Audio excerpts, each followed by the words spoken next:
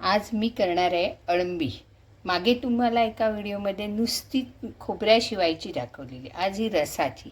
ही मी नीट केली आहे, त्याला मी थोडंसं मीठ लावून ठेवलं। मीठ का तर वेगळं पाणी सुटलं तर ही चांगली अळमी आहे।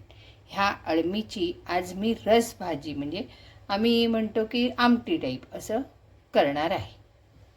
त्या अळंबीसाठी लागणारं साहित्य, एक 2 मध्यम आकाराचा कांदा, एक टोमॅटो बारीक चिरून, तुम्हाला हवा असल्यास थोडीशी कोथिंबीर, सुपारी एवढी चिंच जी मी बारीक वाटली आहे, एक 1.25 चमचा मिरची पूड, थोडीशी हळद, 2.25 चमचे भाजका मसाला, चवीनुसार गूळ, चवीनुसार मीठ, हे भाजलेलं खोबरं।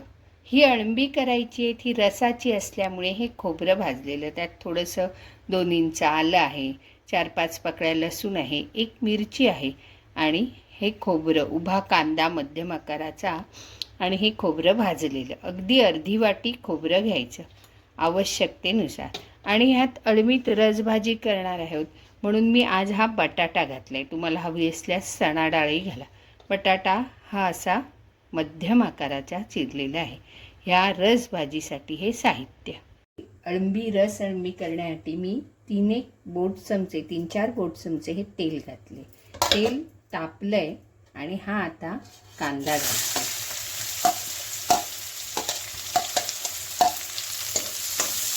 कांदा जरा बावण्यासाठी त्यात थोडंसं आपण मीठ घालायचं। हे अर्थात सगळ्यांना माहिती आहे, पण तरी सुद्धा ही माझ्या आईची पद्धत, तीच आमचीही पद्धत। आता हा कांदा 1-2 मिनटं चालू बावण्यासाठी ठेवलेला आहे आणि मग त्याच्यावर टोमॅटो टाकला जाईल। आता मात्र हा टोमॅटो घातल्यानंतर ना 2-1 मिनटं राहायला हवं, असं बाजूने तेल सुटलं आणि मगच बाकी सगळं घालायचं। आता हा कांदा बावलेला आहे, 1-2 मिनटं कांदा आणि टोमॅटो जरा असं आहे बघा, साईडने थोडं तेल सुटलं, अति बावायला द्यायचं नाही। मग त्याच्यावर ही हळद घालायची। हळद अशी परतून घेतली की मग अळंबी घालायची, ज्याला आपण हे मीठ लावून ठेवलेले आहे, नीट करून ठेवलेली आहे, ती अळंबी घालायची आणि 1 मिनिटभर झाकण मारून ठेवायची, 1-2 मिनिट। त्याला वाफ आली की मग मसाले आणि घालायचे, बटाटा घालायचा, मसाला घालायचा, तुम्हाला जसं हवं असेल। कोण चणा डाळ घालतं, काही जण घालतच नाही। आणि ही अळमी बघा ह्याच सीझनला होतात हा, म्हणजे ही कृत्रिम अळमी नाही आहे, तर आपोआप आमच्या कोकणात येणारी ही अळंबी।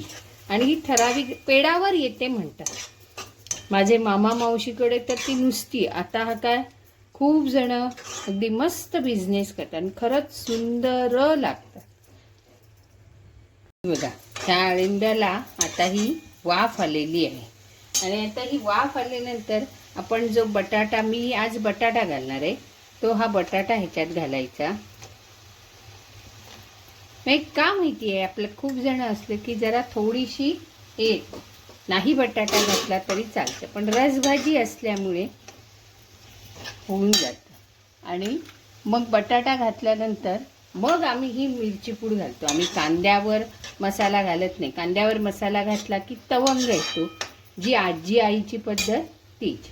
ही बघा, ही 1.25 चमचा मिरची पूड ही घातली, चांगलं असं परतून घेतलं की मग हा आम्हीच घरात केलेला हा भाजका मसाला, त्यालाच मालवणी मसाला असाही म्हणतात, हा घालून ही थोडा वेळ शिजत ठेवायची। जराशी चिंच सुद्धा घालायची, पण शिजायला हवी। 1-2 मिनटं झाल्यावर हा जो चिंचेचा कोळ आहे हा थोडा धरून असा त्याच्यात घालायचा। ही अशी नुसती ठेवली की ही कढईतली अळमी, पण त्याला मी कांदा नाही घालत, बटाटा नाही घालत। आता ही शिजू द्यायची आणि शिजल्यानंतर मगच वाटप घालायचं। बघा, ही अगदी 2-3 मिनिटात ही अळंबी शिजली। शिजलेल्याचा एक वास येतो, पण आपण हा बटाटा घातलाय ना, त्यामुळे हा बटाटा बघायचा शिजलाय का, तर हा बटाटाही शिजलेला आहे। आता ही आम्ही आज रस अळमी करत असल्यामुळे म्हणजे आम्ही मालवणी भाषेत म्हणायचं म्हटलं रस्सा अळमी किंवा अशी दबदबीत असं म्हणतो आम्ही. ती ही करत असल्यामुळे हे झालेले आहे. आता हे जे भाजणीचं वाटप सांगितलं आहे हे घालायचं आहे. ह्याला वाससुद्धा बघा किती सुंदर येतो. कृत्रिम अळंबी आणि हा अळमी एक फरकच असतो.